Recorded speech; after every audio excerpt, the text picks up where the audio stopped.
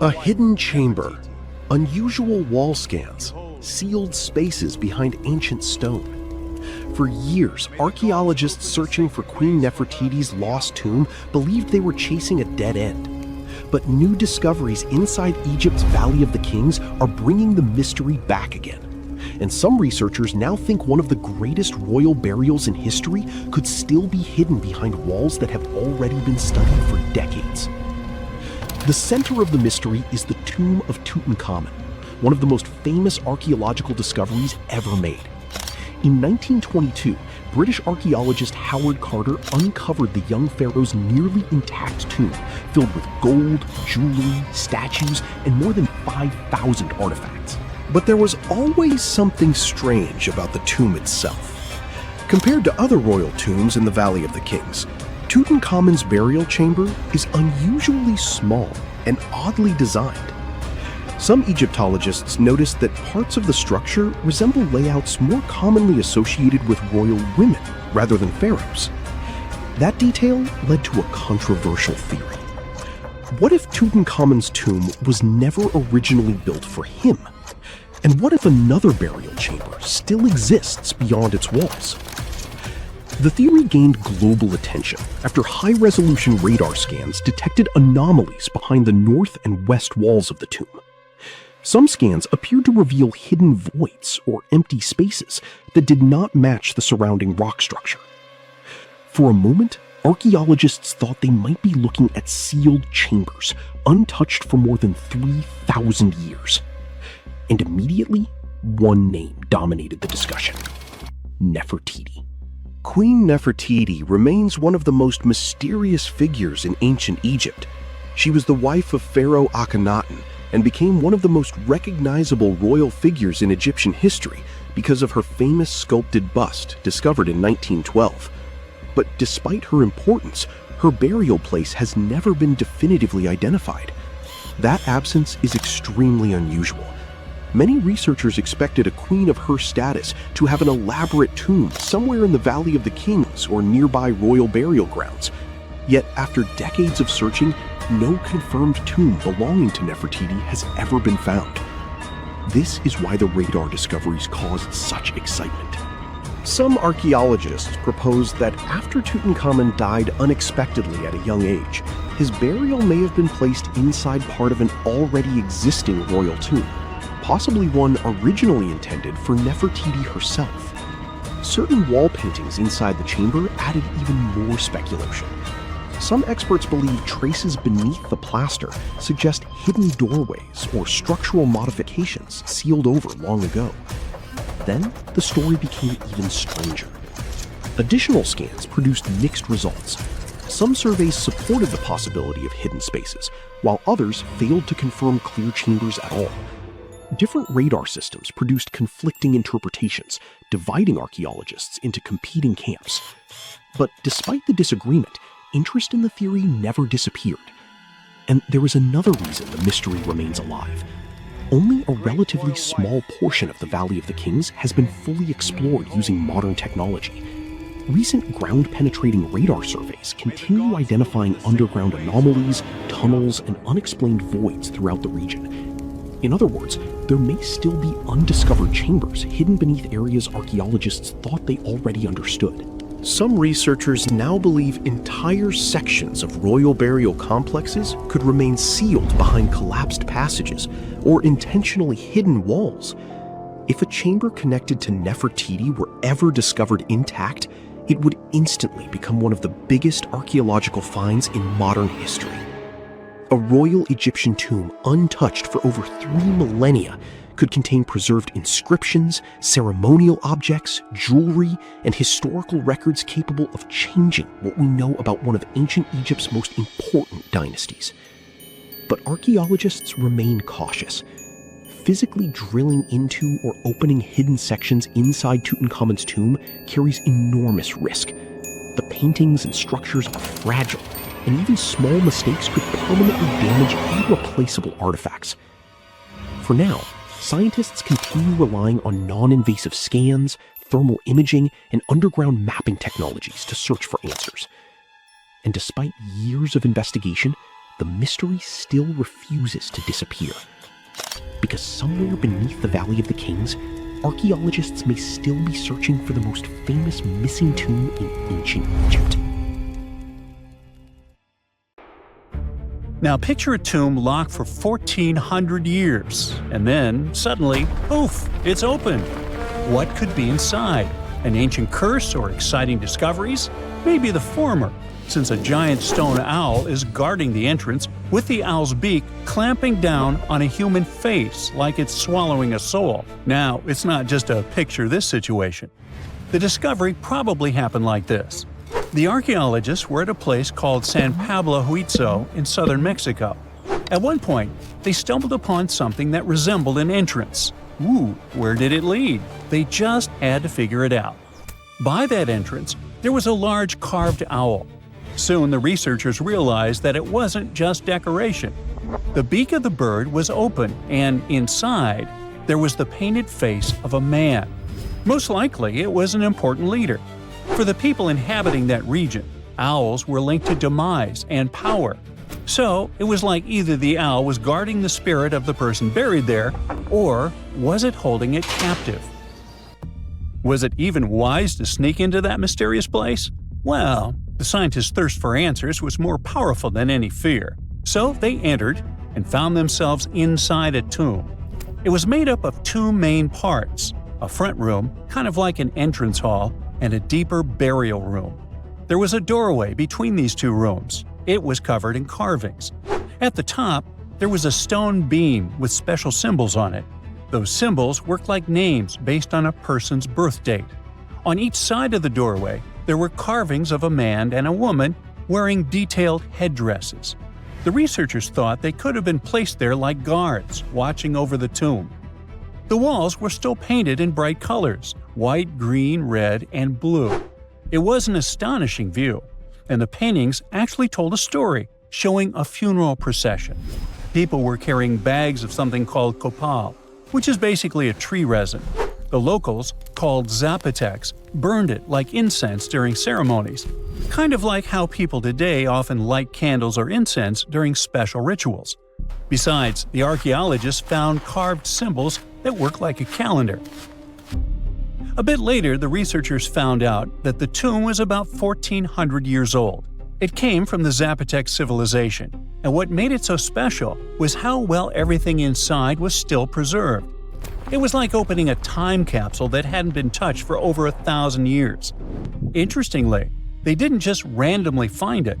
Officials started looking into the site after someone reported looting. When scientists checked it out, they realized they had stumbled onto one of the most important discoveries in Mexico in the last decade. The tomb dates back to around the year 600, when the Zapotec people were thriving in the area. They were sometimes called the Cloud People, and they built a powerful civilization long before the Spanish arrived. Even today, many people in Mexico still speak Zapotec languages.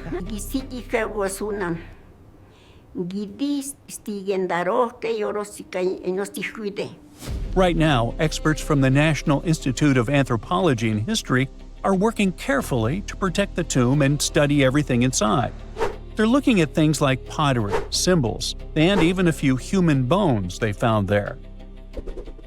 One of the most exciting things about this discovery was that many other Zapotec tombs found in the region had already been looted before archaeologists got to them. That means we lost a lot of history. Luckily, this tomb was miraculously mostly intact.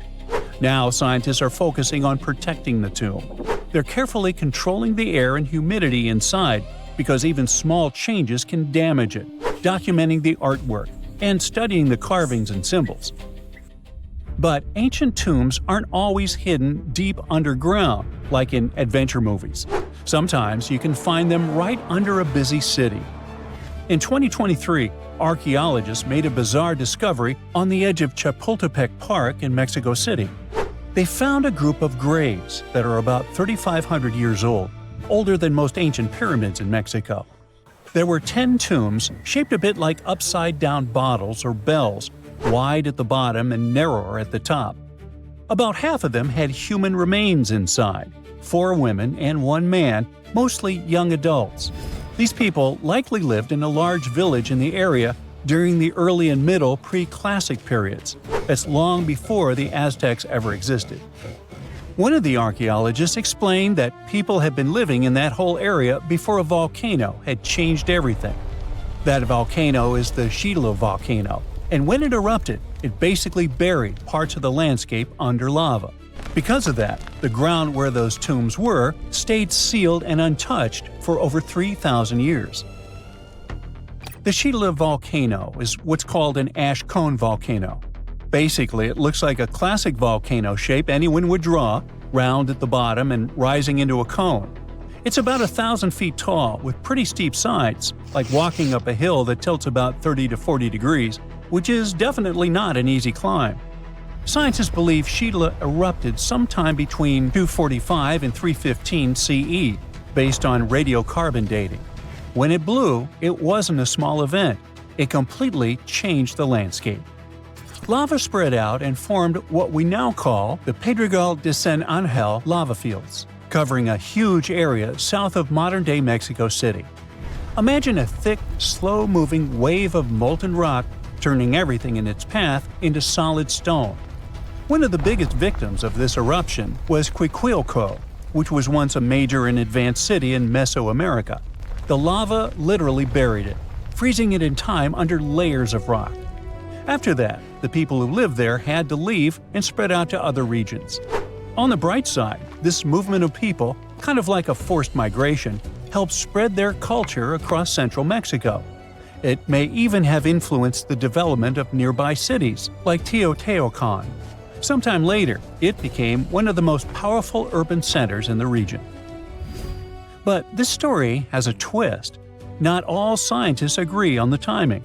Some think that a series of big eruptions and the destruction of Cuicuilco might have actually started earlier, around the 1st century BCE.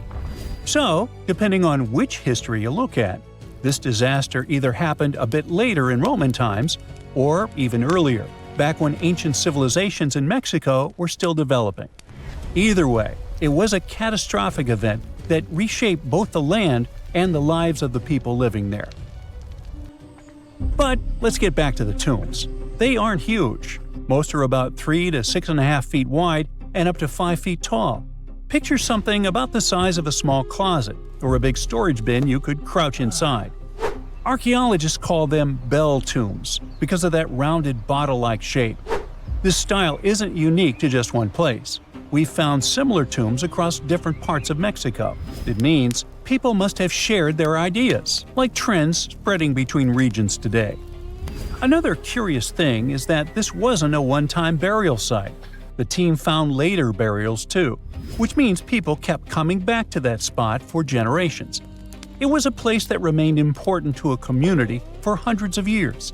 Inside the tombs, archaeologists found offerings buried with those who had passed away. There were tools made from deer antlers, a cup, and small female figurines. They were probably personal items or symbolic gifts, similar to how people today might leave flowers or meaningful objects at a grave. All those items have been moved to the National Museum of History for careful study. Experts use them to figure out more about how those people lived. Luckily, this isn't the only discovery in the area. Construction work around Zapotec Park has been turning up all kinds of history lately. In fact, not long before this, archaeologists even found a 16th century cemetery from less than 100 years after the fall of the Aztec Empire after the Spanish conquest. No one knew exactly where Alexander the Great's father was buried over 2,000 years ago. Now, we finally have an answer. And it turns out that archaeologists may have been looking at the wrong tomb for years. If you want to understand how Alexander became that great, you have to start with his father, King Philip II. He made Macedonia powerful and gave Alexander what he needed to conquer a huge part of the world. Philip lost his life in 336 BCE, and for a long time no one knew for sure where he was buried. That is, until now. Archaeologists always suspected that Alexander the Great's family was buried in a royal tomb complex in Aigai. which is now Virginia, Greece. This ancient city had been almost forgotten for around 2,000 years until 1977, when an archaeologist discovered 4 royal tombs there. But 3 of them specifically caught specialists' attention. They were immediately sure that one of them belonged to King Philip II. But which one? Most people agreed that Tomb 3 belonged to Alexander the Great's son, Alexander IV. So the real debate was between Tomb 1 and Tomb 2.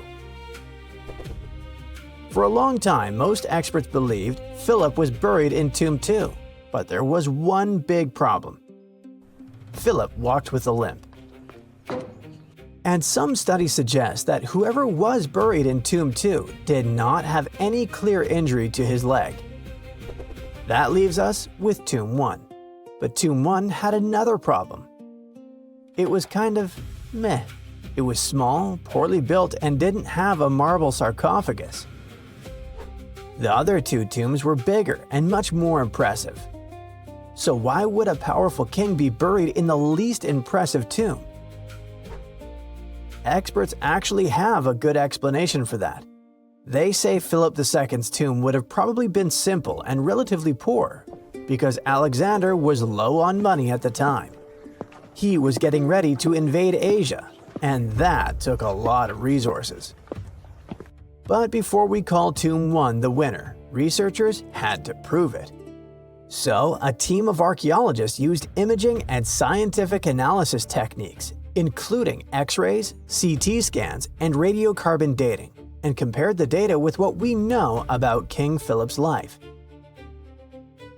And they concluded that King Philip II was most likely buried in Tomb 1, not Tomb 2. He was not alone, though. The tomb also held the remains of a woman and a kid. Researchers now believe they were Philip's son and his wife, Cleopatra. No, not that Cleopatra. That means Tomb 2 most likely belonged to Alexander's half-brother, King Aridaeus, and his wife, Adia Eurydice. So, even though this new study offers strong evidence, the mystery of Philip II's tomb may not be completely solved yet, and researchers are still debating it. Archaeologists in Panama kept finding chiefs covered in gold under a plain sunburned field. Weird enough, then they found chief regalia so small it could only belong to a child. That discovery shifted the interpretation of the site. El Caño was no longer just a rich ceremonial site. It looked more like a place where power could pass from one generation to the next. And now, a newly opened chamber there has expanded that picture. El Caño stands apart from the usual ancient gold story. The newest chamber, dated to around AD 800 to 1000, didn't just produce shiny artifacts. It added another piece to a much larger pattern. Archaeologists found pottery, gold ornaments, and a central high-status person marked out by where the gold was placed. This was not random wealth in the dirt. It was a public statement about rank. The objects themselves are vivid. 2 bracelets, 2 earrings, pectoral ornaments decorated with bats and crocodiles. Those are not the kind of items someone tosses in casually. They were chosen to say something. In a world with no billboards, no spotlights, and no giant stone inscriptions, gold did the talking. It told everyone exactly who mattered most in that chamber. The location makes this even more striking. Not Egypt, not Peru, not some famous archaeological landscape packed with giant ruins, central Panama. Historically, this region was often treated as the place between the main acts of the ancient Americas, wedged between the Maya to the north and the great Andean cultures to the south. El Caño repeatedly challenges that older view. That old assumption existed for a reason. This part of Panama does not hit you like a stone-built empire. There's no skyline of huge temples, no carved dynastic walls, no dramatic ruins screaming a powerful society was here. In tropical Central America, a lot of everyday life was built in materials that don't age gracefully. Wood, thatch, fibers, skin, feathers. Most of it simply doesn't stick around for 1,000 years. So when gold survives, it becomes one of the loudest voices left. And El Caño did not give up that voice quickly. Julia Mayo's team began geophysical surveys there in 2005. By 2010, they had dug a pit about 16 feet deep and uncovered a chief covered in gold. Then the site kept escalating. More ornaments appeared. More chambers turned up. More evidence started linking this field to a whole ceremonial landscape. This was not a lucky weekend dig. It was years of slow, patient work, turning a quiet pasture into one of the biggest archaeological stories in Panama. The contrast is striking. From the surface, El Caño looks ordinary, the kind of place where you'd expect grass, cattle, and heat, not dynasties. But under that ordinary ground, archaeologists found symbols of authority designed to be seen from a distance. Polished gold would have caught the harsh sunlight. Chest ornaments likely flashed when a leader moved. Animal imagery, bats, crocodiles, and other powerful creatures turned jewelry into a visual language of authority. This was status you could spot instantly, and the newest chamber matters because it is not standing alone. Mayo said the site has produced 9 similar chambers and that this was a place where elite individuals were laid to rest for about 200 years. This finding expands the interpretation of the site. One rich chamber is interesting. A ceremonial resting ground used by powerful people across multiple generations suggests something else entirely. It begins to resemble a long-running system.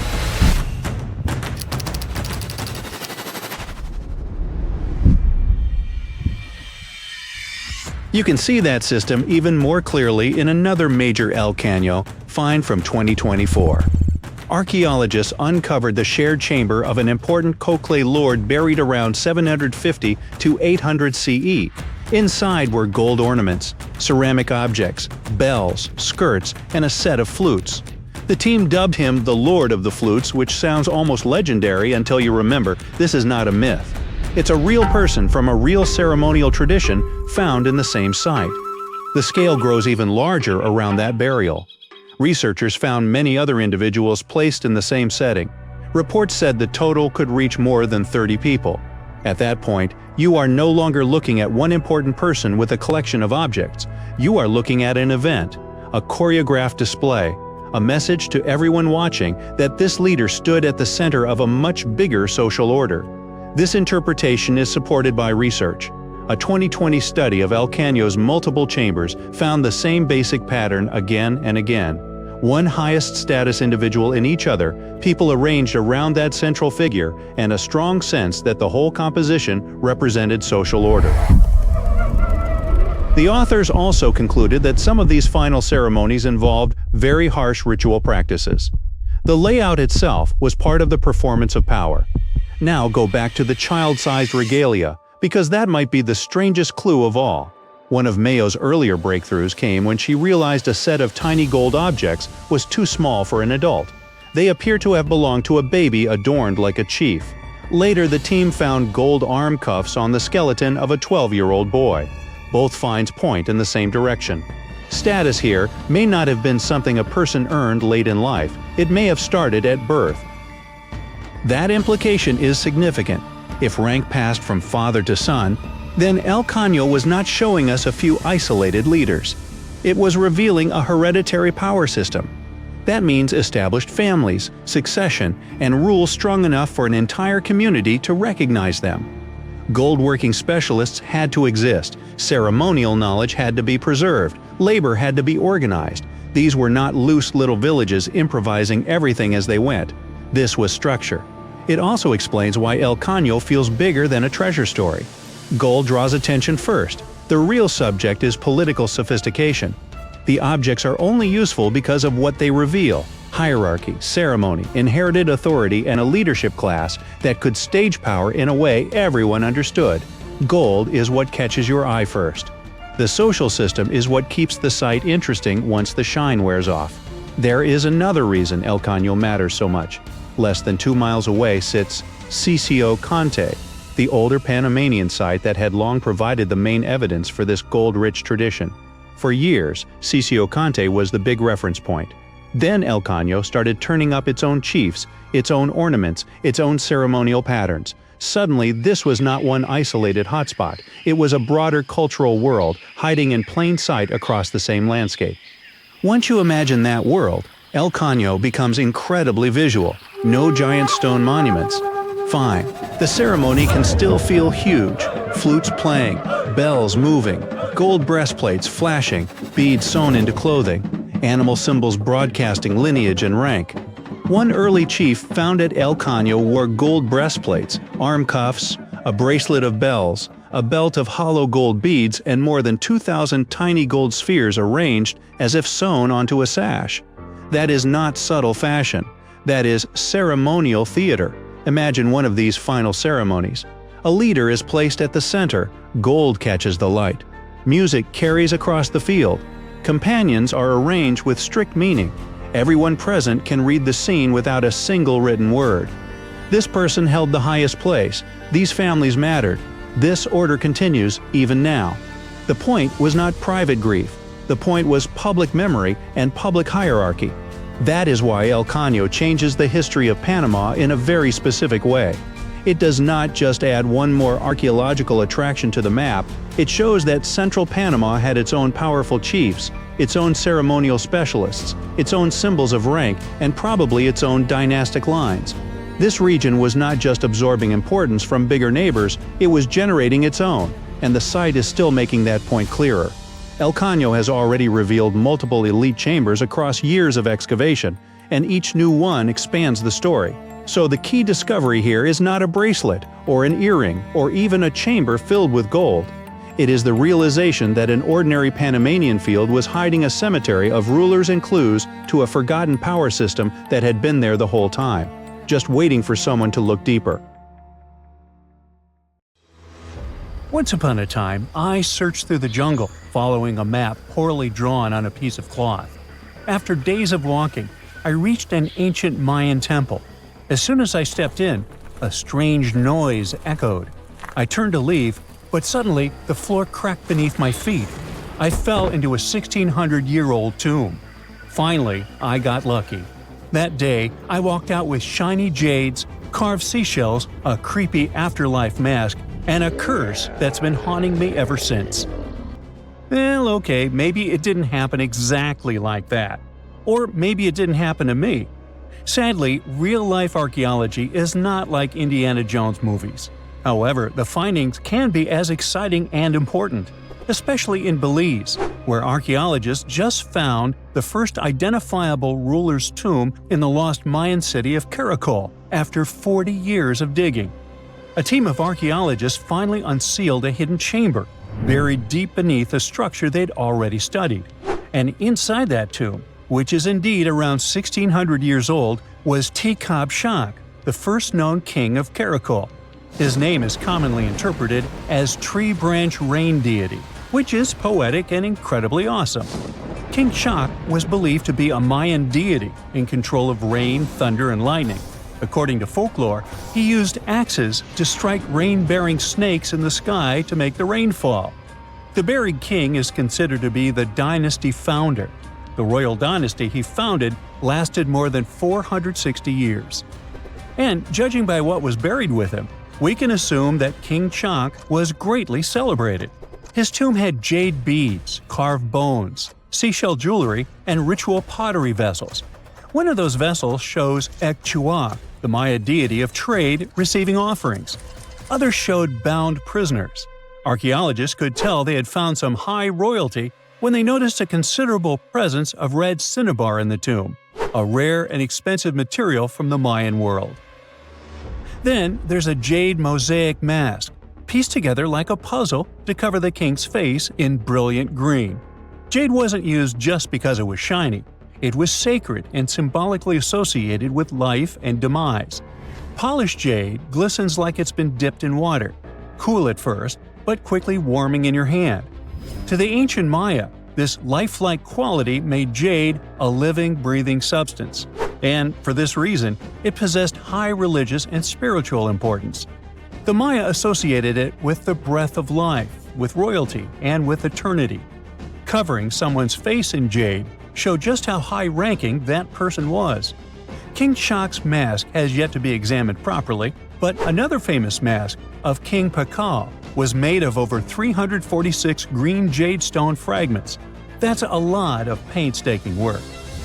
But maybe the most symbolically fascinating thing about this king was that he was old. Not just lived a good life old, toothless old.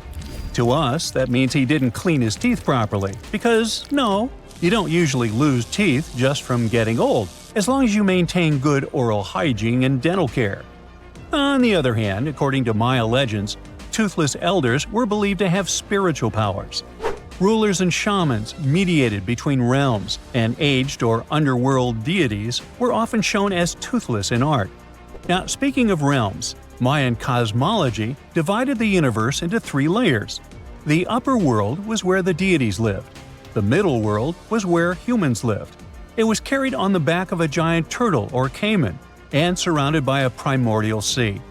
Beneath it was the underworld, known as Xibalba, a dark and complex realm of spirits and ancestors. And certain people, especially rulers, shamans, and elders, were believed to move between these worlds. This king was a ruler, had a deity-like name, and was a toothless elder. Boy, his power level must have been off the charts. But that's not all. Here's the eerie part. The tomb was buried beneath another tomb, which was discovered all the way back in 1993. Archaeologists were investigating a different burial when they realized there was another chamber hidden beneath it, an interesting hiding place. Remarkably, it worked. For more than 1,600 years, no one found him. This makes Tekhab Shak's tomb the first ever discovered at Caracol that can be definitely linked to a known ruler, thanks to hieroglyphs, burial context, and artifacts. Now, if you're not a geography or history buff, you've probably never heard of Caracol. Today, it's a remote ruin deep in the jungles of western Belize. But around 16 centuries ago, Caracol was one of the largest and most powerful cities in the entire Maya world. At its peak, it covered over 77 square miles, which, for reference, is larger than modern-day Belize City. Its population was around 100,000 people. That's more than most cities in Europe had at that time. And it wasn't just big, it was advanced. Caracol had pyramids, ball courts, palaces, reservoirs, and a very complex road system. Stuff like limestone superhighways stretching miles through the jungle. Past excavations also turned up arrowheads, drills, spindle whorls, figurines, and everyday tools. King Shak's tomb was one of the 3 major tombs found in the northeast Acropolis. That's near Caño, the central archaeological complex at Caracol, and one of the tallest human-made buildings in all of Belize, even today. It reaches an imposing 141 feet high and contains multiple levels of elite residences and temples.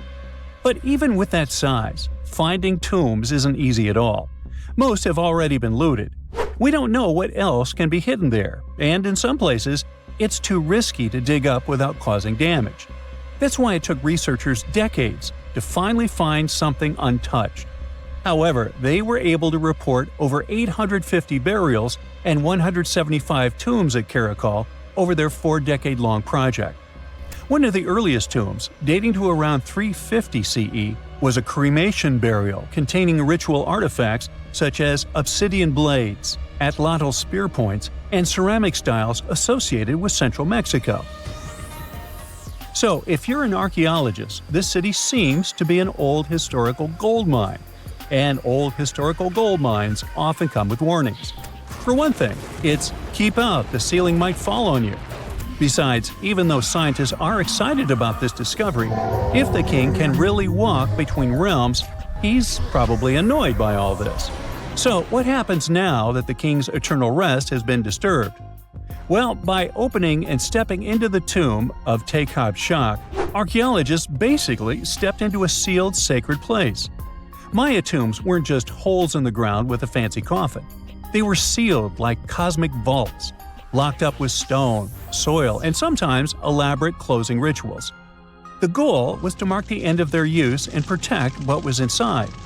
Archaeology at Caracol and other Maya cities shows this in action: thick ceiling layers, termination offerings, and carefully placed debris, all saying, "This place is done, keep out." Today's archaeologists still treat them that way, working under Belizean laws and cultural protocols, making sure they explore with respect for what these spaces meant to the people who built them. However, it's eerie to think about mythology and whether King Chak is going to haunt the archaeologists. I guess we'll see. They shouldn't be afraid because he's old and has no teeth. Maybe he will annoy them with rain. He's named after a rain deity, after all, and we still don't know about his true power level. The Mayans were a fascinating civilization, and their structures are still among the most mysterious ones you can find. Despite being isolated from the known world, they also built pyramids without cranes, mapped stars without telescopes, and knew how to bury a king. Caracol is full of secrets. A hidden tomb under another tomb, a toothless king with a scary-looking mask and a deity's name. Almost unbelievable. And amazingly, there is still stuff being found. So maybe it's not too late for me after all. But first, let's see the aftermath of this curse, huh? Not many civilizations are as mysterious as ancient Egypt. A powerful empire that lasted over 3,000 years. It gave us pyramids that still stand and myths that still inspire. It's one of the most explored places on Earth, yet somehow, we still find exciting stuff. In Abydos, archaeologists just uncovered a 3,600-year-old royal tomb. It's huge! It has golden hieroglyphs of deities covering the entrance. But the pharaoh's name? It's not there. It's missing. Who was this ruler? And what new chapter could this open in Egypt's story? If there's one place in Egypt where the line between life and demise feels thinner, it's Abydos. To the ancient Egyptians, this was sacred ground. They believed it was the burial place of Osiris, the god who literally passed away, had his remains separated, and came back to life to rule the underworld. Because of that, Abydos became Egypt's spiritual gathering place. Pharaohs built amazing temples here, like the Temple of Seti, famous for its King's List, a wall that has the names of 76 pharaohs carved in it. Pilgrims came from across Egypt, leaving offerings and participating in Osiris festivals, where his demise and rebirth were ritually reenacted. It wasn't just symbolic worship, it was Egypt's version of Comic-Con. But instead of cosplaying superheroes, people reenacted gods coming back to life. Obviously, pharaohs competed to be buried as close to Osiris as possible. Abydos became part cemetery, part holy city, part afterlife insurance policy. Fast forward thousands of years, and we still uncover remarkable stuff around Abydos. That's the case with the recently discovered tomb. In early 2025, a joint team of researchers from the US and Egypt decided to dig beneath a rocky rise ominously called Anubis Mountain. You remember Anubis, the jackal-headed deity who guarded cemeteries. The uncovered royal burial was hidden 23 feet below the surface. Sadly, even though it eluded archaeologists for so long, robbers had already taken away with treasures ages ago. They could definitely tell this was a tomb of someone super important. Similar to how you can walk around a mansion with no furniture but still deduce that someone rich must have lived there. The chamber had mud brick vaults rising over 16 feet. That's taller than a female giraffe standing upright. For something built 36 centuries ago, it still felt enormous. However, when you remember that Egyptians were masters of architecture, nothing seems surprising. So no treasures, no golden mask, and sadly, no name. The cartouche that should have spelled the king's identity was unreadable. Egyptian tombs usually bragged about who was inside. In ancient Egypt, a cartouche was basically a big oval name tag for kings wrapped in hieroglyphs. Think of them as VIP passes that worked in both this life and the next. Without it, your soul couldn't check into the afterlife hotel. That's because to the Egyptians, your name, your ren, wasn't just so your teacher could distinguish you from kids with the same haircut. It was a core part of who you were. As long as your ren survived, so did you. To have your name forgotten was considered a fate worse than passing away. A soul cannot journey without a name. That's why you'd see cartouches all over the place, on temples, obelisks, jewelry, statues, and tomb walls. It wasn't there just for the marketing. It kept the pharaoh's presence front and center everywhere you looked. Imagine building a massive tomb only for 3,600 years later to walk in and go, who is this guy again? Not cool at all. That's why it's fair to imagine our nameless pharaoh haunting the robbers for all eternity. So yeah, Cartouche was considered very significant. One of the most famous and mind-blowing examples comes from the tomb of Thutmose III. His burial chamber and sarcophagus were literally shaped like a cartouche. In other words, the entire room was a living architectural symbol of his name. Thankfully, in the recently discovered tomb, not everything was erased. Painted in golden hues at the entrance were two familiar guardians, deities Isis and Nephthys. Isis was the magician who stitched Osiris back together and breathed life into him. Nephthys, her sister, was the eternal mourner and protector of the mummy. Together, they promised that whoever rested here would not face the afterlife alone, and it's one additional proof of the importance of the mysterious pharaoh. So, who could this be? To answer that, we need to go down history lane.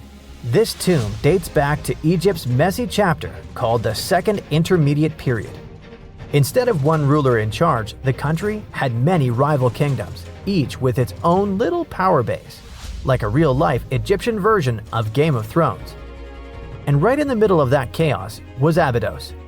For a while, it was home to its own line of kings, the so-called Abydos dynasty. Those weren't the pyramid builders everyone knows, and that's why they're so mysterious. They left behind almost nothing. No great monuments, no sprawling cities, just fragments of names on broken blocks. For centuries, many scholars even doubted they existed at all. That sorta changed in 2014, when archaeologists uncovered the tomb of Senebkay, one of those shadowy kings. Now, everything we know about Senebkay points to him having quite a story to tell. His bones revealed 18 deep wounds, the kind you get in battle. He had blows to his skull, back, and hands, and likely lost his life fighting, making him one of the few pharaohs we know who sadly fell in combat. His tomb was modest, with reused artifacts from earlier kings, but it delivered one priceless thing: proof. Until Senebkay, the Abydos dynasty was just a theory. With him, it became real. And that's why the new discovery could be a big deal. The newly uncovered royal tomb at Abydos shares the same layout and style as Senebkay's. It has limestone chambers, mud brick vaults, and protective deities, although it's much bigger. Which again raises the possibility that we're looking at an even earlier, more powerful ruler of Abydos. Whoever he was, he wanted to be remembered alongside the greats. Which is ironic, because it seems that history tried erasing him. Perhaps additional findings alongside his tomb could tell us more. Yes, there's more, and it's actually pretty cool. Not far from Abydos, in the village of Banawit, archaeologists uncovered a Roman-era pottery workshop. Yeah, you heard that right, a pottery factory close to a pharaoh's burial ground. The site had huge clay kilns, storage rooms, and even broken shards called ostraca. They were basically ancient sticky notes. Except instead of shopping lists, those had receipts scratched onto them in Greek and Demotic Egyptian. Little records of everyday transactions, the kind of thing you'd never expect to find near a lost dynasty king. Honestly, the potters missed a chance. Forget boring receipts, they should have been selling Osiris's mugs and Anubis figurines to pilgrims and tourists. But that's not all. It seems that centuries later, during the medieval period, the same ground became a cemetery. Archaeologists found mud brick graves with skeletal remains. This could mean that Abydos kept its aura of significance for hundreds of years after the age of pharaohs. So why this hill again and again? Is this place really a getaway to the afterlife? It is, after all, the very place where Osiris is said to rest. That belief lingered like a shadow for thousands of years, strong enough to pull in pharaohs and later medieval families. Different rituals, same sacred ground. Although, to be fair, the Romans weren't here for Osiris. They came to make pots. The story of Abydos is not over.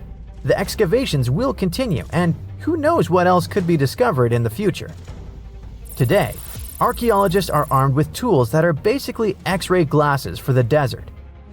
Every scan could reveal a hidden chamber, or if we're lucky, finally give our nameless pharaoh his Ren back to him. In fact, I became strangely invested in finding out who he was. So let's hope for some news soon. It's only a matter of time. Do you have your own theories? Let me know.